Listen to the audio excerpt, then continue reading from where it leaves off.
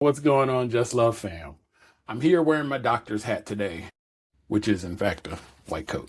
But I want to talk about the recent decision by the WTA to mandate a one-time genetic test for the SRY gene for all players.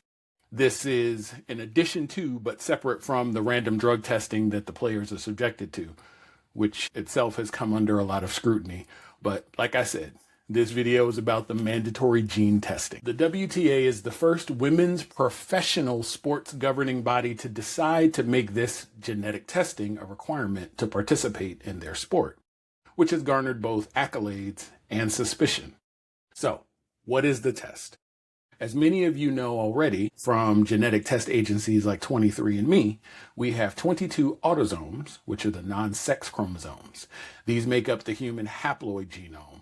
And then typically, for women, there are 2 X chromosomes, and for men, an X and a Y that round out that 23 pairs of chromosomes found in diploid cells in the human body. This new mandatory genetic testing is to look for the SRY region that is classically only found on the Y chromosome, which is responsible for triggering male development in mammals.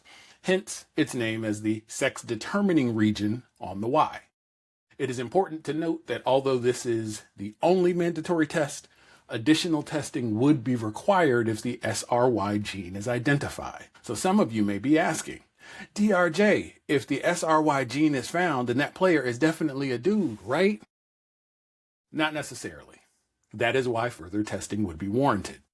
To be concise, and I'm not specifically talking about transgender individuals here, there are situations where someone who has a Y chromosome may present as female, and situations where someone without a Y chromosome may present as male. Think of it this way. There are mutations that can occur with the SRY gene, causing it to function abnormally or not at all. In other rare situations, you could have the SRY gene hitch a ride on another chromosome, leading to sex traits different from what you would expect. I'm sharing this video in the hopes that those without a medical background who have questions won't get caught up in all the, look at me, I feel some kind of way about transgenders in sports, and understand that there is always more to an issue than our knee-jerk reaction. Also, I want to raise the concern for appropriate interpretation of this now mandatory testing. Again, my understanding is that they seem aware that a positive test is not by itself disqualifying for a female athlete. I do applaud the WTA taking this step that, again, no other professional female sports governing body has taken, at least not yet. If for no other reason than to prevent hatred towards female athletes who folks vilify as too masculine. In my lifetime, I've heard such vile commentary directed at our beloved national treasures, the Williams sisters. And I've seen it weaponized more recently at Imani Khalif, the Algerian boxer who beat a white girl so bad that she called her a man, with other people following suit. I also raised the question of why only women are being subjected to genetic testing. They refer to the policy of defining women's tennis back in 1975, but I've not heard such a definition for men's tennis.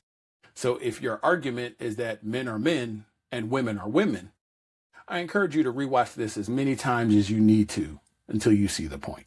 Just Love fam, you may not see any posts for a while because my wife and I are blessed to be able to attend the Western Southern Open, where we hope to see many of our favorite tennis players, including the Williams sisters, Gael Monfils, Elina Svitolina, his wife, Naomi Osaka, Kei Nishikori, Frances Tiafoe, Coco Gauff, and of course, Taylor Townsend, just to name a few.